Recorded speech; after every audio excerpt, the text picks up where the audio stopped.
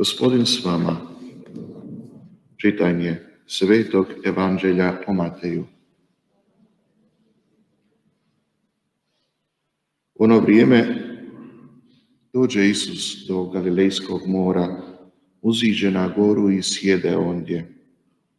Tada nagrnu k njemu silan svijet s hromim, pljastim, slijepim, nijemim i mnogim drugima. Polože mu ih do nogu, a on ih izliječi. Gledajući kako su nijemi progovorili, pljasti ozdravili, hromi prohodali, slijepi progledali, divilo se mnoštvo i slavilo Boga Izrailova. A Isus dozva svoje učenike pa im reče: žao mi je naroda, jer su već 3 dana uzame, a nemaju što jesti. Otprat biti gladne neću, da ne klonu putem. Kažu mu učenici: odakle nam u pustinji toliko kruha da nahranimo toliko mnoštvo? A Isus će im: koliko kruhova imate? Oni će: 7 i malo riba. Na to zapovidi mnoštvo da posjeda po zemlji, uze 7 kruhova i ribe, zahvali, razlomi i davaše učenicima, a učenici mnoštvu. I jedoše i nasitiše se, a od preteklih ulomaka nakupiše 7 punih košara. Riječ Gospodnja.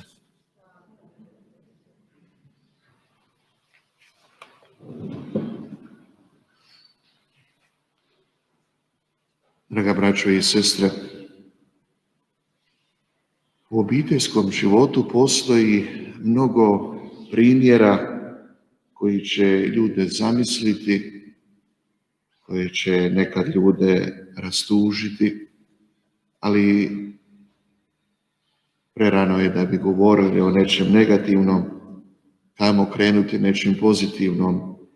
U istim obiteljima postoji mnoštvo primjera koje znaju nasmijati, razveseliti. Jedna od tih šaljivih ili lijepih primjera je promatrati ponašanje malene djece, koji na svoj način doživljavaju svijet i u njemu sudjeluju. Jako je čest primjer koji se prikazuje na raznim video snimkama ili fotografijama, primijetiti malenog dječaka koji je uzeo očev čekić ili pilu i na svoj način radi posao. Ili možda primijetiti malenu djevojčicu koja će poput mame uzeti kuhaču i spremati neko svoje jelo. Promatrati tako djevojčice koje imaju svoju kavu ili svoje jelo ili briga oko malene bebe, zbilja čovjeka može na svoj način razveseliti, nasmijati, staviti jednom ugodni osjećaj, promatrajući kako djeca u svojoj spontanosti imitiraju odrasle. No, bilo bi žalosno i tužno kada bi se ostalo samo na takvim primjerima da se djeca igraju.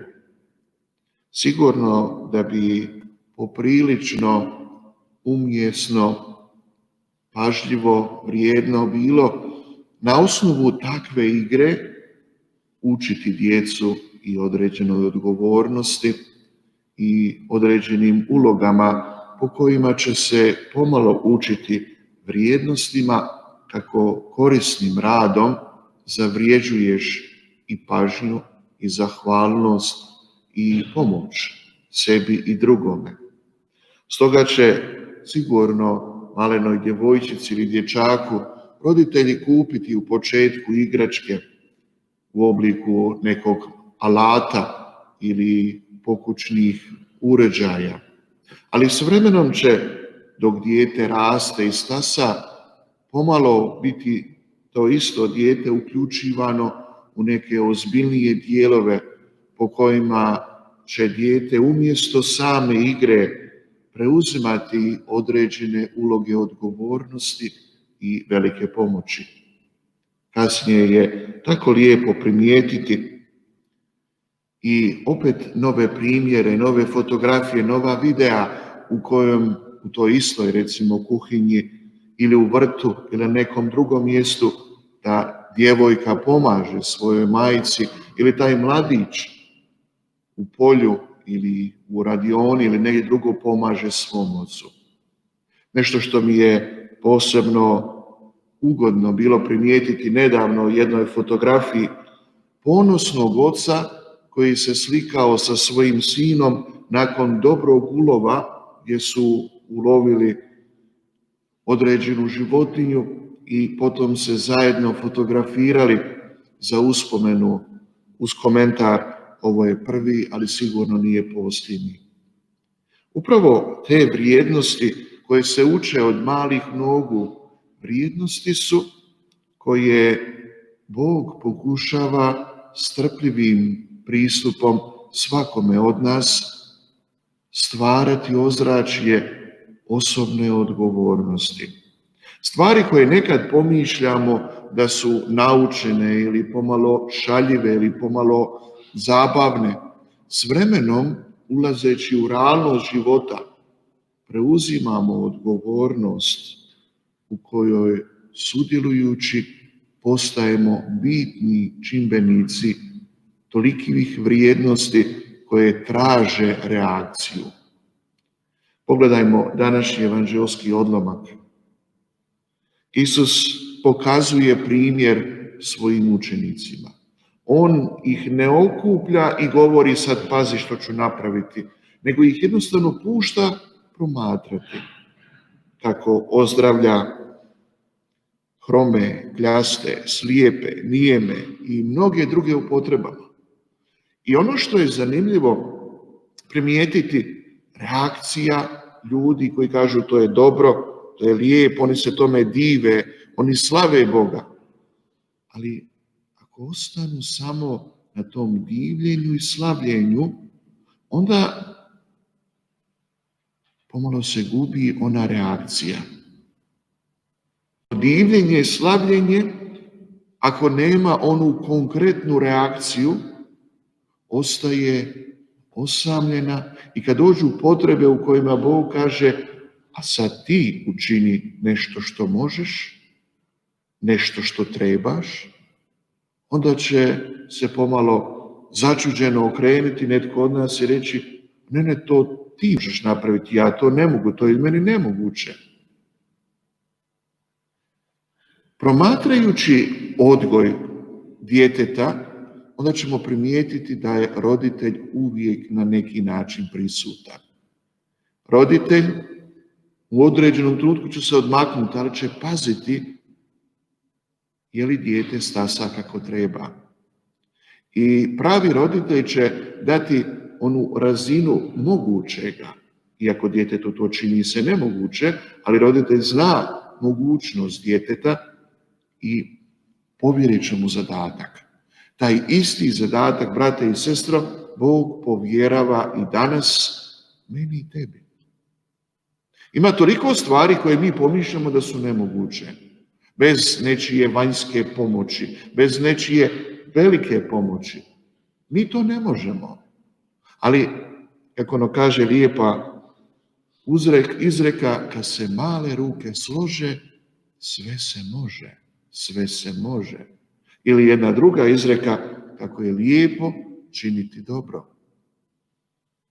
Je li Bog od mene i od tebe očekuje da mi sad rješavamo problem čitavog svijeta ili čitave zemlje ili čitave domovine? Ne, brate i sestra. Bog točno zna naše mogućnosti i u tim mogućnostima daje povjerenje i kaže: ok, ti ne možeš riješiti svjetski problem.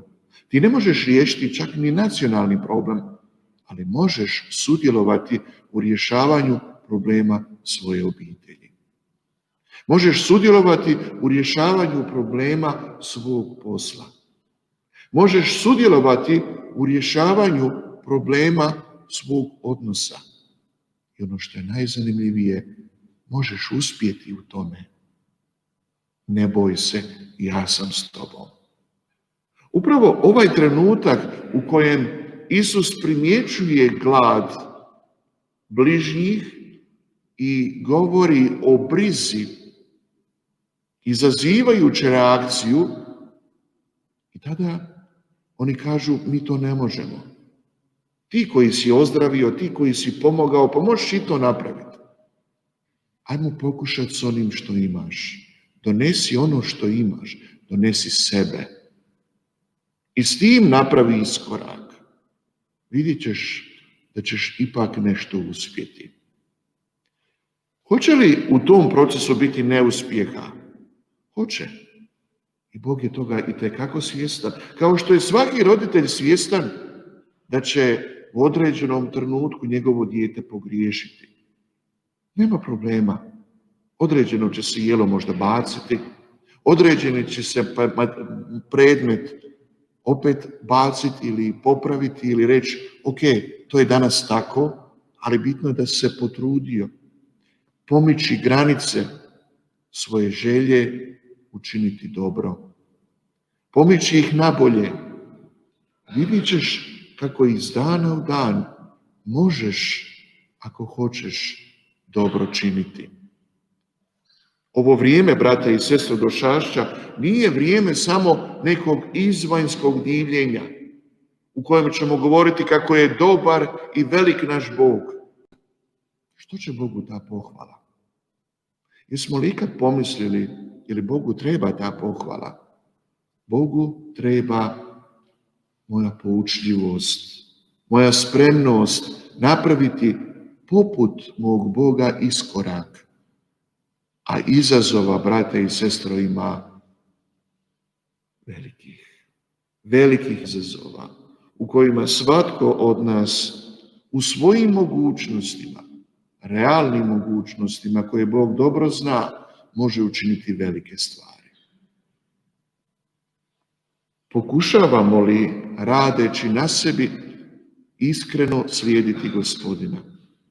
Evo, to je ono došašće u kojem želimo da nam se Bog utjelovi, da bude sastavnica našeg života, bitna, koja nas potiče na dobro. Koji je smisao one pričesti koju primam na svetoj misi?